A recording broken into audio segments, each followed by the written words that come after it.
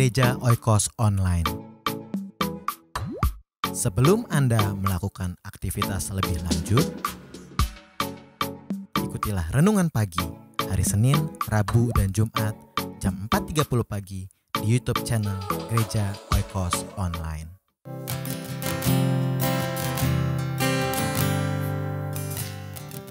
Shalom, selamat pagi, selamat hari Minggu buat kita semuanya.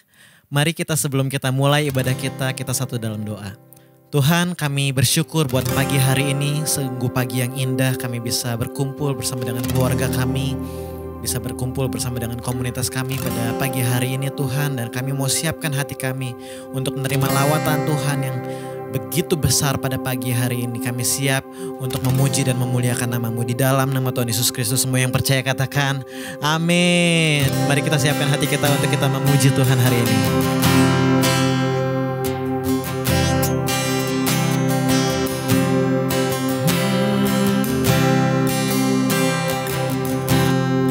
Ku berbahagia, yakin teguh, Yesus abadi, kepunyaanku, aku warisnya, amin. Ku ditebus, ciptaan baru, Roh Kudus, amin. Aku bernyanyi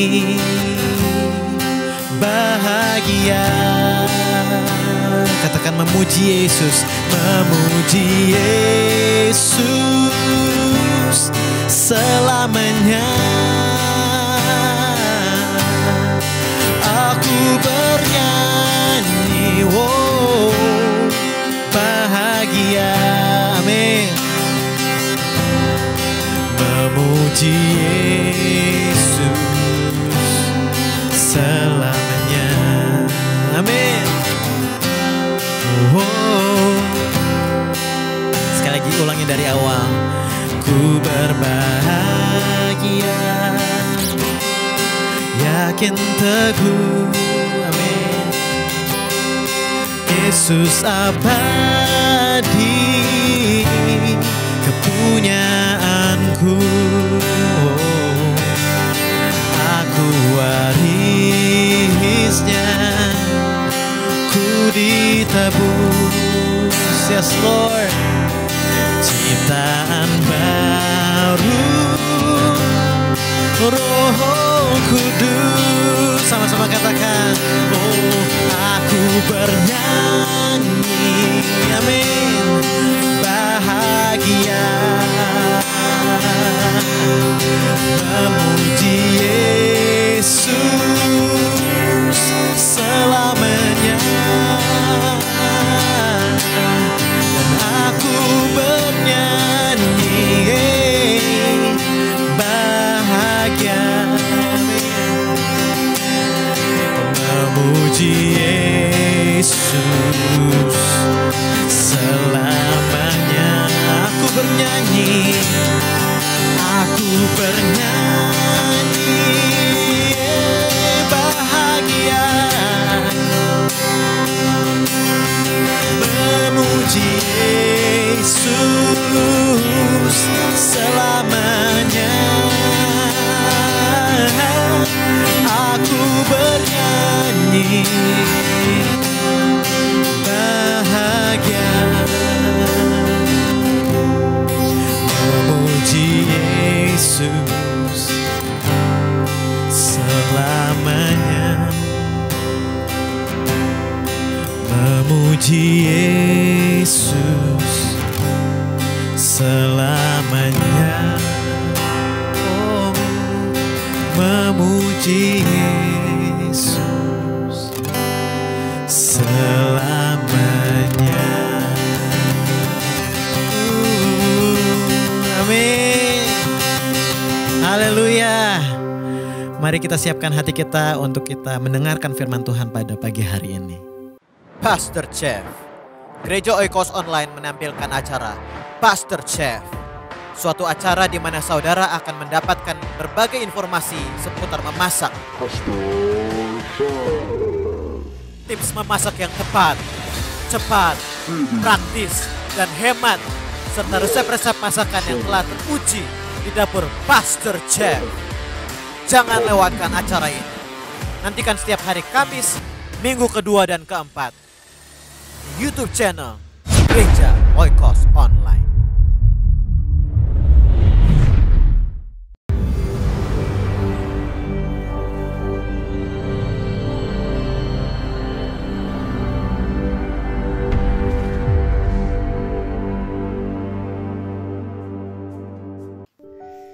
Shalom saudara-saudara, selamat kembali kita berjumpa dalam kasih Tuhan Yesus Kristus. Bagaimana kabarnya saudara-saudara sekalian? Saya harap semuanya berada dalam keadaan sehat, sejahtera, serta dilindungi perlindungan dari Tuhan Yesus Kristus. Dan hari ini kita akan mendengarkan firman Tuhan. Saya ingin mengambil tema tentang pasar. Ya. Pasar sesuatu hal yang sangat common, yang sangat umum sekali, di mana para ibu-ibu itu suka pergi ke pasar. Saya juga, meskipun saya tinggal di Singapura, saya suka juga mengunjungi ke pasar. Tidak hanya supermarket, tapi juga pasar tradisional. Dan kebetulan di Singapura ada beberapa pasar tradisional. Tetapi tentunya tentunya di Indonesia jauh lebih merakyat pasar tradisionalnya. Saudara yang tinggal di Indonesia, saudara pergi ke pasar Jatinegara, saudara pergi ke pasar Senen atau pasar di Yogyakarta, pasar Beringharjo, pasar besar di Solo, itu saudara bisa nampak kegiatan atau detak jantung daripada satu kota itu terletak ada di pasar. Karena di pasar itu orang banyak melakukan kegiatan. Kira-kira ada apa di pasar sana? Ada orang berjual, ada orang beli, ya, ada para pembeli, ada juga orang yang berjual di sana. Dan pasar biasanya pasti ramai, betul? Entah mau pagi, siang, ataupun mungkin kadang-kadang ada pasar yang pagi sekali, dari jam 2 pagi sudah ramai sekali orang belanja. Saya pernah ke Aceh. Pada waktu saya pergi ke Aceh, hotel yang saya tinggal itu tidak jauh dari pasar, dan terus kemudian saya tanya di Aceh, dia berkata, "Pak, dari tengah malam itu pasarnya sudah buka." Dan terus kemudian kira-kira tengah malam sekitar jam 2-an saya keluar dari hotel dan terus mengunjungi pasar, dan ternyata sudah ramai sekali pasar tersebut. Orang-orang berbelanja untuk keperluan warung mereka, untuk keperluan kedai mereka atau keperluan rumah makan. Mereka rela mengambil waktu tidur mereka dan mereka membeli pada waktu pagi hari, pada saat pedagang-pedagang menurunkan dagangannya atau sayurnya, cabai, semua keperluan rumah tangga itu pada pagi-pagi sekali atau pada dini hari.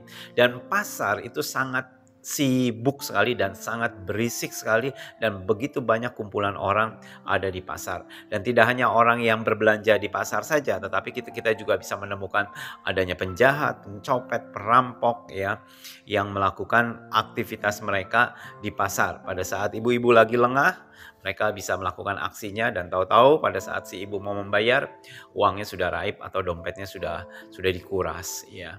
Dan di pasar kita menemukan banyak sekali transaksi jual beli. Ada juga mungkin kalau yang sekarang ada transaksi yang terlarang, ya, bisa saja orang melakukan transaksi ilegal di pasar tersebut karena begitu banyak kumpulan banyak orang sehingga mungkin tersamarkan. Dan di pasar juga ternyata banyak pengemis, betul? Pasar di Singapura itu berbeda dengan pasar di Indonesia, jauh lebih rapi dan jauh lebih teratur. Kita tidak pernah menemukan adanya pengemis, kita tidak pernah menemukan adanya suasana kerumunan yang begitu banyak orang.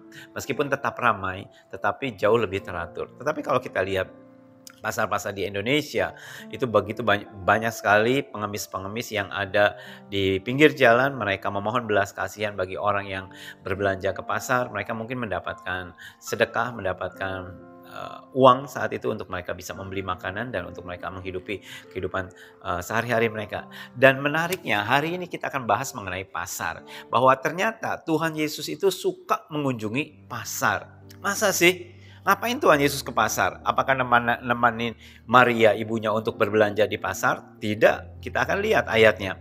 Di dalam Markus pasal 6 ayat 56. Markus pasal 6 ayat 56. Kemanapun Yesus pergi, ke desa-desa, ke kota-kota, atau ke kampung-kampung. Jadi di sini dikatakan, Markus mengatakan kemanapun juga Yesus pergi, baik Yesus pergi ke desa-desa maupun ke kota-kota ataupun ke kampung-kampung, orang meletakkan orang-orang sakit di pasar. Orang meletakkan orang-orang sakit di pasar. Kok aneh? Harusnya orang-orang sakit ini diletakkan di puskesmas, di rumah sakit, di ICU, atau di tempat-tempat ya klinik pengobatan. Tapi di sini orang-orang meletakkan orang-orang sakit di pasar. Apa nggak salah ini Markus menulisnya? Masa orang sakit ditaruh di pasar? Dan terus kemudian, dan memohon kepada Yesus. Loh, ternyata Tuhan Yesus ada di pasar. Kenapa mereka melihat Yesus ada di pasar? Mereka meletakkan orang-orang sakit. Di mana? Kemana saja Yesus pergi? Di desa-desa ada pasar, diletakkan orang sakit. Di kampung-kampung ada pasar, diletakkan orang sakit. Di kota-kota ada pasar, di situ diletakkan orang-orang sakit. Dan memohon kepada Yesus supaya mereka diperkenankan hanya menjamah jubahnya saja.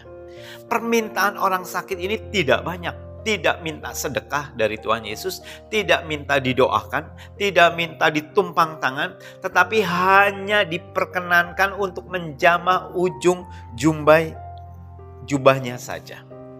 Dan semua orang yang menjamahnya menjadi sembuh. Kira-kira ayat ini berbicara apa? Kemanapun Yesus pergi, baik ke desa-desa, ke kampung-kampung, ke kota-kota, Yesus selalu menyempatkan diri untuk pergi ke pasar. Kenapa Yesus pergi ke pasar? Karena di sana banyak kebutuhan. Di sana dia bisa melihat kumpulan orang-orang banyak. Di sana bisa melihat begitu banyak kesibukan. Di sana berkumpullah semua orang dari segala lapisan masyarakat. Ada semua numplek di pasar. Dan Tuhan Yesus datang di sana. Dia tahu ada orang yang membutuhkan dia. Dan pada saat itu orang mengambil kesempatan itu untuk meletakkan orang-orang sakit. Mereka tahu, wah, Yesus datang ke desa ini, dia pasti akan mengunjungi pasar. Cepat-cepat mereka meletakkan orang-orang sakit di pasar. Dan Yesus datang ke pasar saat itu, dan dia meletakkan tangannya atau orang-orang sakit itu, mereka menjamah jubahnya Yesus. Mungkin Yesus hanya berjalan saja, dan terus banyak orang-orang sakit, orang lumpuh, orang buta, orang tuli, atau orang-orang yang pokoknya yang mengalami banyak sakit penyakit. Mereka hanya menyentuh saja pada waktu Yesus jalan, dan dikatakan mereka menjadi sembuh. Luar biasa sekali. Itu sebabnya saya suka ke pasar. Saya suka ke pasar karena saya suka masak, jadi mau nggak mau saya harus ke pasar. Tapi sayang pasar di sini tidak seseru pasar tradisional di Indonesia, ya, yang begitu banyak sekali orang obral, teriak-teriak, pasti ramai sekali. Ya hati-hati juga terhadap tukang copet, ya. Nah di sini apa yang kita bisa dapatkan dari ayat ini? Bahwa Yesus pergi ke pasar. Di pasar orang meletakkan orang-orang sakit supaya mereka diperkenankan menjamah jubah Yesus, dan mereka akan menjadi sembuh. Pasar itu berbicara tentang aktivitas atau jantung dari satu desa, satu kota, di mana semua aktivitasnya itu ada di sana. Yesus tidak dikatakan dia mengunjungi kota-kota besar saja atau di kota raja saja, tapi dia mengunjungi di desa, di kampung, kota-kota, baik kota kecil, kota besar, dan dia juga mau menyempatkan diri ke pasar. Anak-anak saya tahu kalau kita berlibur, katakanlah mungkin berlibur ke Bali, berlibur ke Jogja, ya kita pernah ke Bali, ke Jogja, ke Surabaya, ke Malang, itu pasti pagi-pagi saya pergi ke pasar. Anak-anak saya nggak mau ikut, karena pagi-pagi sekali, sekitar jam 5, jam setengah 6, saya pergi ke pasar, melihat aktivitas serunya orang-orang berbelanja di pasar. Saya pernah ke Bali, pagi-pagi sekali, setengah 6 saya pergi ke pasar, dan terus ternyata ada anjing, dan lantas saya digigit anjing, dan akhirnya saya batal ke pasar, masuk ke rumah sakit. Tapi tidak mengurangi niat saya untuk selalu pergi ke pasar. pasar, di situ banyak orang yang membutuhkan, banyak kebutuhan di sana. Dan Yesus pergi ke sana. Yesus pergi ke tempat di mana orang membutuhkan dia. Yesus pergi ke tempat di mana orang membutuhkan uluran tangannya dia.